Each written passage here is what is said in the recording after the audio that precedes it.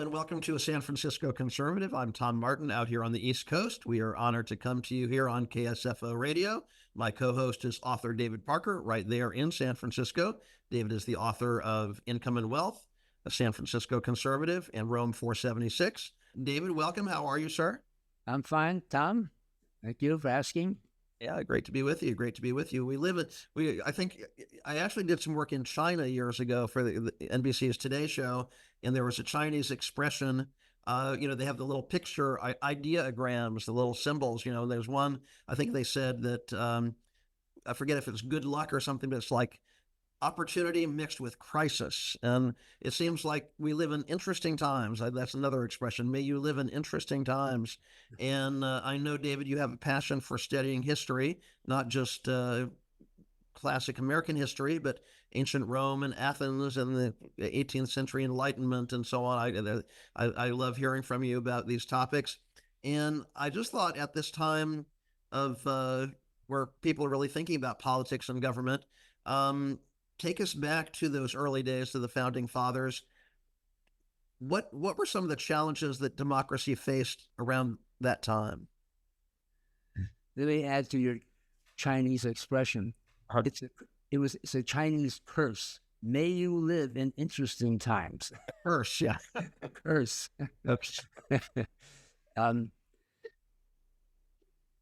might be timeless, that there's always different views on everything, and but if you have a set of rules, you have something. We're not a democracy. We're a constitutional democracy. Big difference. It's the reason that Athens, after all its success in the 5th century, failed. It was a democracy, and populists were very good with words, convinced the population to go in different directions.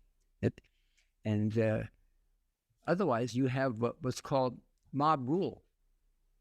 If 90% of the population vote to do this or do that, let's take this guy's property here. He stole it in the first place, and we're going to make condos for everybody for free, along with college education.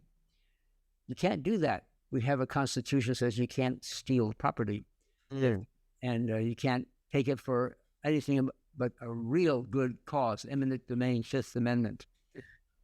So we are a constitutional democracy, and they looked closely at Athens and said that's why Athens failed. Yeah. 1st century Greece, 1st century Rome, that was their strength. They really had a sense for law, and we can grab lots of stuff from the law. Cicero says you have to have 2 houses. One house has to be for the really rich movers and shakers and landowners. If you don't give them a house, and our Senate is kind of for that. It's 100 seats and 335 for the people. If you don't do that, which doesn't seem so democratic, your government's going to fall. If you don't pay attention to the movers and shakers and the people who are employing everybody and who are doing it, the government will fall. Simply for no reason, it's going to fall. So that's, and Montesquieu in France in the 18th century, he grasped that point. And our founding fathers grasped that point. That's why we have 2 houses. And we even have the Electoral College, which gives more voices to some of the smaller states to make sure that we don't have a tyranny of the majority. Most people today are living on the coast, and they're termed coastal elites, and they are usually progressive. And the country could be completely 100% progressive if you counted up those electoral votes, but smaller states have a little extra electoral votes that balance it out a little bit. Right now, it's the agricultural states that are not popular states, but at the time of the founding fathers of our Constitution, the agricultural, they were the predominant states, and the New York City and Boston, Philadelphia, those cities had very small populations, and they were way outnumbered. So the agricultural states, that's why the slavery states were so powerful. They could push their way, ram things through. So our founding fathers, not only were they a collection of 90 geniuses, their parents, wasn't that long ago that their parents just came here themselves, fleeing class society, aristocracy, undemocratic Europe. And so it's in their blood. And it's a lucky moment in time, just as the 5th century Athens was a lucky moment in time. We had these geniuses, and they deliberated for 120 days. It's a long time. And I think Benjamin Franklin or someone says that's never happened in the history of the world, where 90 geniuses deliberate for 120 days and create a one-page document. It's a pinnacle. A step in any direction from a pinnacle is down. So if we start expanding the interpretation of the Constitution to include government providing services, you are going backwards. There's an element of elitism there. We're going to have the best people in charge of government making plans for everybody. Yeah, it's the complete opposite spirit of what this nation is about. Yeah, and I can't resist throwing in other conversations we've had. You're a student not just of early American history, but of the presidents, the whole lineage. And was it during Franklin Roosevelt's era that he really challenged the Supreme Court? I mean, that was a real test to our nation, right? You could say that this nation is polarized because of that event, 1933, when Roosevelt says we're going to institute the New Deal. It's 100% un-American, against everything the Constitution says.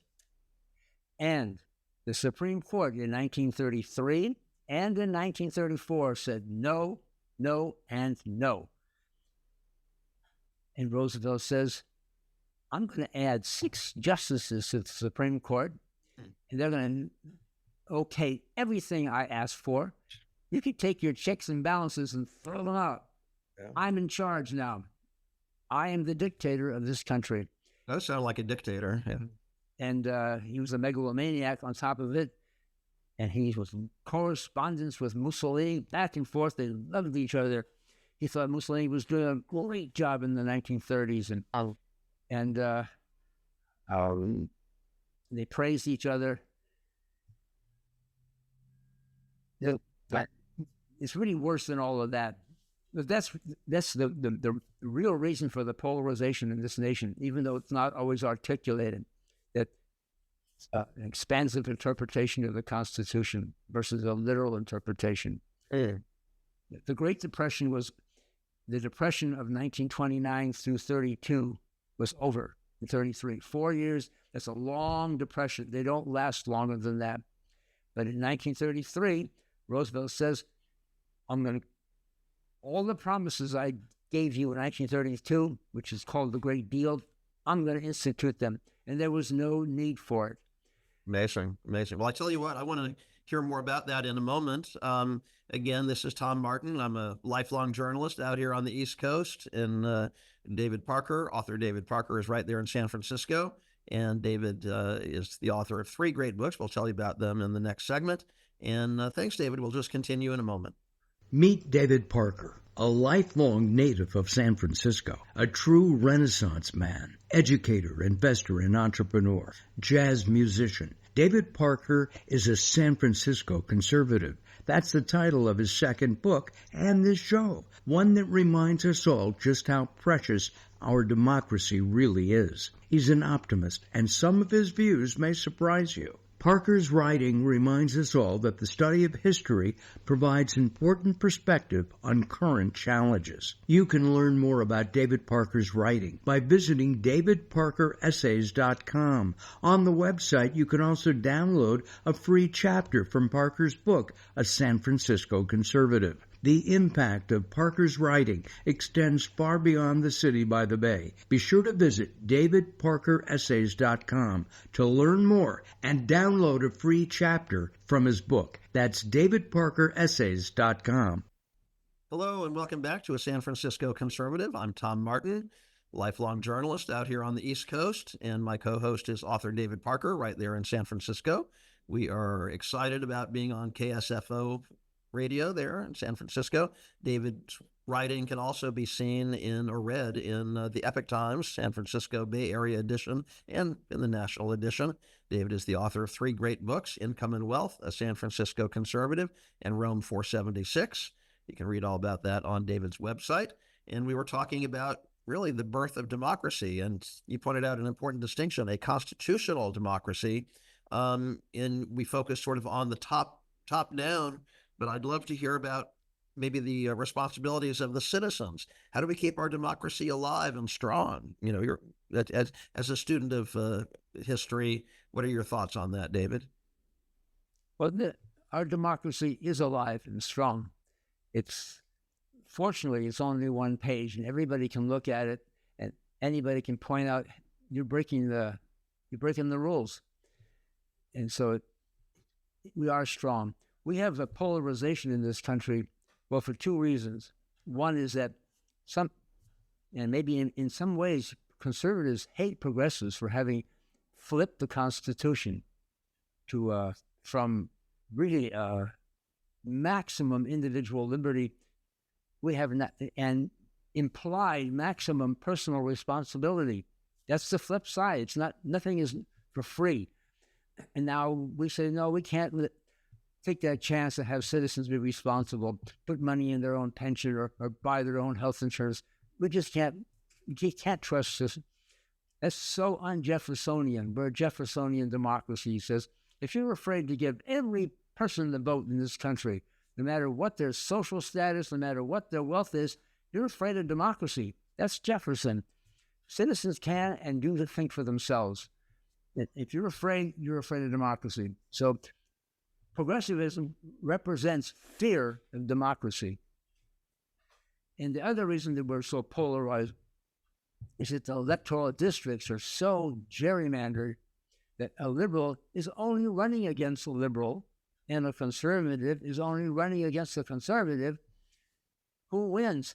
The most conservative on one side or the most liberal on the other side. Don't vote for him. He's not as liberal as I am. And when they get into Congress, they can't talk to each other. Their extremes are fighting in Congress when, in fact, the nation is moderate. Congress does not represent the nation. You think the democracy is in peril because they're fighting each other. And fighting is actually a healthy sign, I suppose. They can't. But we're not. We're a moderate nation. We're in the middle. Sometimes we swing a little bit more left. Sometimes we swing a little bit more right. That's natural. But we're not extreme like the Congress looks like. So we're deadlocked. But democracy is not. They can't in danger. They can't.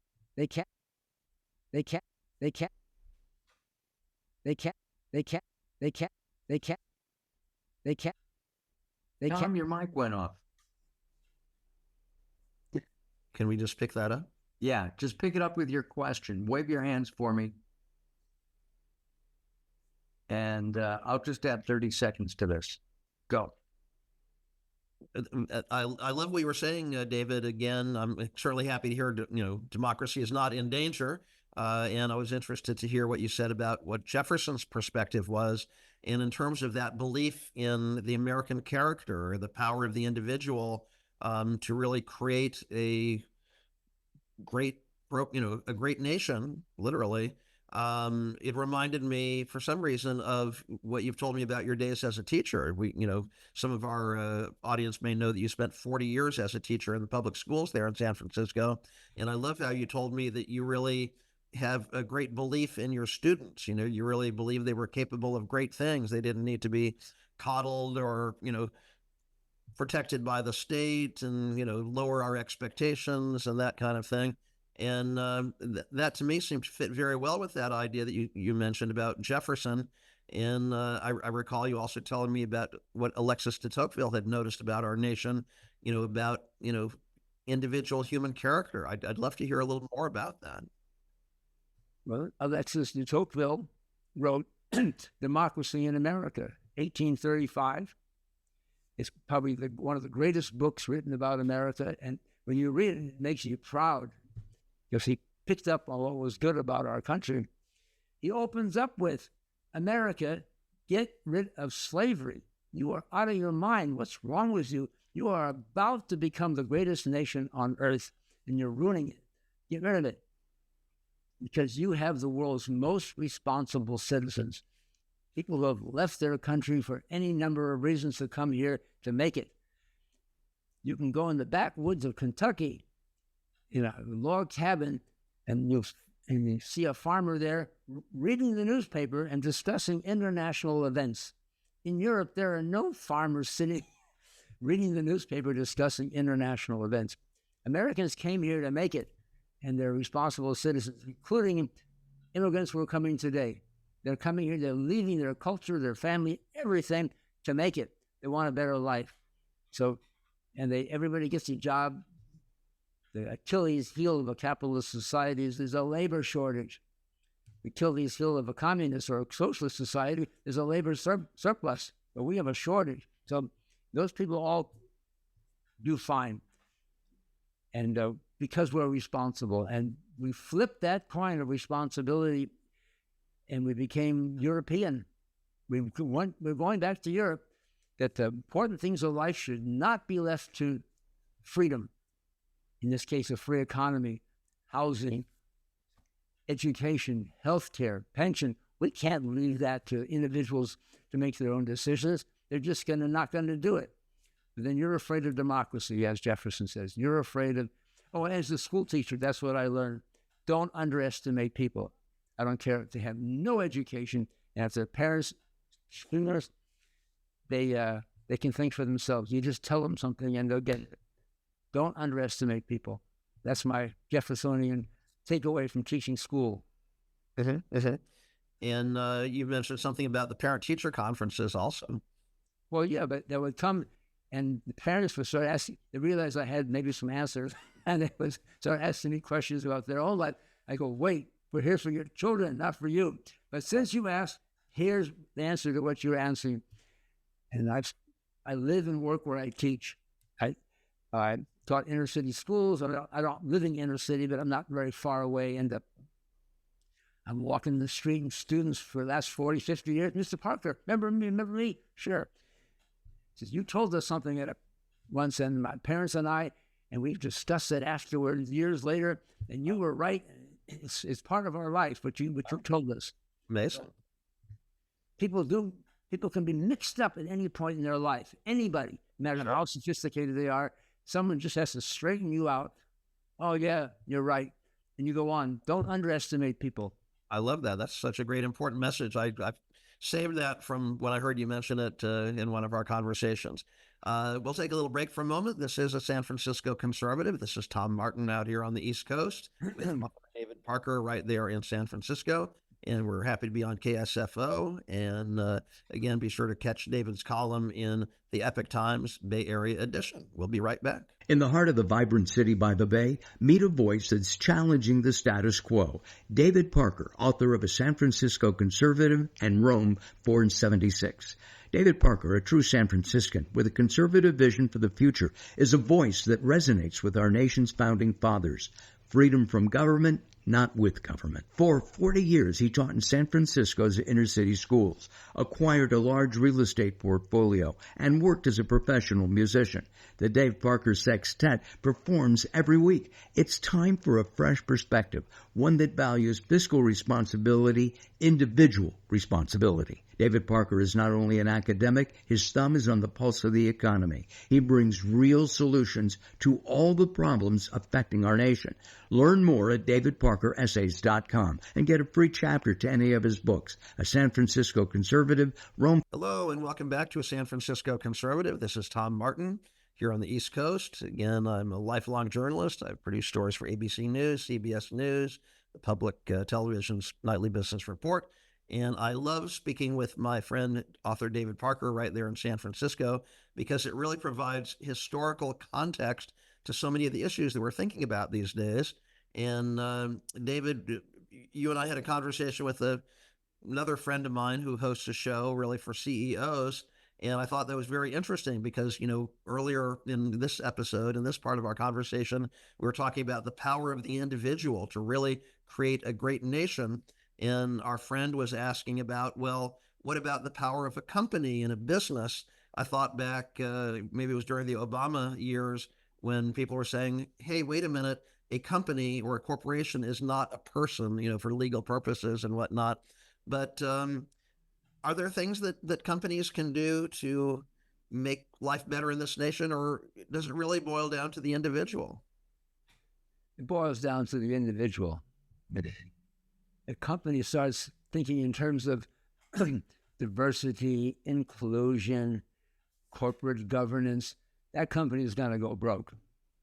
That is so far removed from what everyone's collectively should be thinking about. They're producing a product, a good or a service, and if you get distracted. What color clothes are my employees wearing today? Oh no, it's not clothes, it's the skin. Okay, what color skin are my employees wearing today? You start going down that road, you're gonna make a mistake. If corporation's job is to make profit in the long run, not necessarily in the short run, but in the long run, that's their job, and to produce a product that people will continue to buy. Otherwise, they're out of business. You get distracted, like Silicon Valley Bank and First Republic Bank just recently, you fold. They were doing all kinds of community stuff, and nobody was watching that. Nope. Nobody had their hand on the rudder. Nobody was watching the ship. Milton Friedman said it best, corporation's job is to make a profit, but the employees and the CEOs, anybody there, as individuals, if they care about the environment, and they care about the nation, and they personally contribute to causes or personally contribute themselves to whatever they think is important to make this a better world, that's how it should be. But you don't ask a company who's making sailboats all of a sudden be correcting social problems for the nation. That company's going to go broke. And again, in many of your essays, you write about Adam Smith and the invisible hand and free market economics and so on.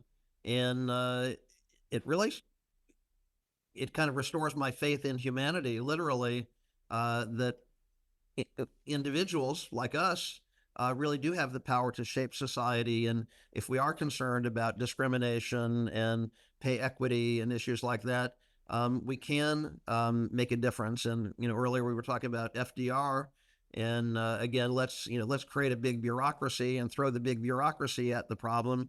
But that's kind of like handing it off and not taking personal responsibility. And it kind of boils down to whether we have faith in our fellow humans or not, don't you think? Right. And bureaucracy, what that really means, what you're saying is we're going to spend money on problems. The war on poverty is spending money to alleviate poverty, but you can't solve problems by spending money. Problems are personal. If you want, the biggest proof that I always come back to is, the war on poverty. In 1964, Lyndon Johnson said it was unconscionable that a nation as rich as the United States would have a 15% poverty rate. I hereby unconditionally declare a war on poverty. And we have spent, from 1964 to today, the needle hasn't budged on average.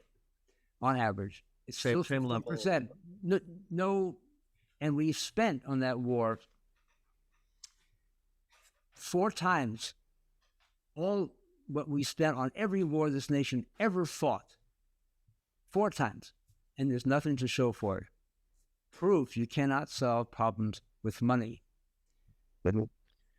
Are there some classic writings that you'd recommend, whether by the founding fathers or maybe ancient Greece and ancient Rome, that you'd recommend? I mean, this question is a little bit out of the blue, but the writings that you'd recommend our legislators read, because again, here I am, a journalist. I'm so used to thinking about today without any reference or context whatsoever. But you're a student of history, right? I like to say that journalism is the reporting of history from the perspective of the moment. That's some journalist's opinion. You throw it out generally. In my San Francisco conservative book, I have a short chapter called The Funeral Oration.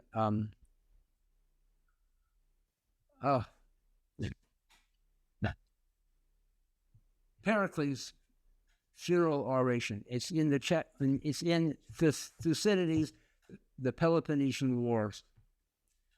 You read that, anybody who's had a classical education,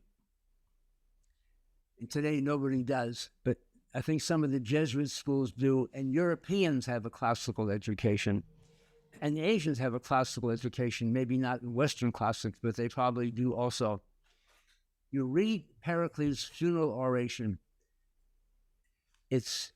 you almost will cry. It's so beautiful. It's what the founding fathers must have read. Yes, that's our vision for this nation. We're a free country. We don't hide anything. You can come in. Our enemies are walking among us. Go ahead. We have nothing to hide. You're not going to beat us. When the Persians defeated lost to the Greeks at the plain of Marathon, the famous battle that saved Western civilization, it was a relatively small Greek army fighting against a huge Persian army, but the Greeks were motivated. They're saving Western civilization.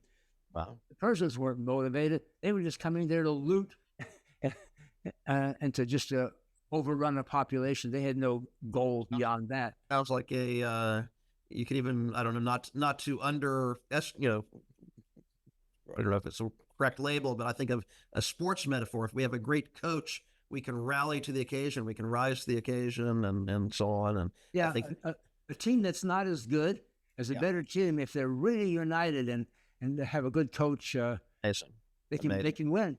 Amazing. Well, I love the ideas that we discuss here. Again, this is a San Francisco conservative, Tom Martin, and on behalf of my co-host, author David Parker, thanks for joining us on KSFO. Be sure to visit David's website, davidparkeressays.com. You can download free chapters from his books, Income and Wealth, A San Francisco Conservative, and Rome 476. And we will catch you next time. Meet David Parker, a lifelong native of San Francisco, a true Renaissance man, educator, investor, and entrepreneur, jazz musician. David Parker is a San Francisco conservative. That's the title of his second book and this show, one that reminds us all just how precious our democracy really is. He's an optimist, and some of his views may surprise you. Parker's writing reminds us all that the study of history provides important perspective on current challenges. You can learn more about David Parker's writing by visiting davidparkeressays.com. On the website, you can also download a free chapter from Parker's book, A San Francisco Conservative. The impact of Parker's writing extends far beyond the city by the bay. Be sure to visit davidparkeressays.com to learn more and download a free chapter from his book. That's davidparkeressays.com.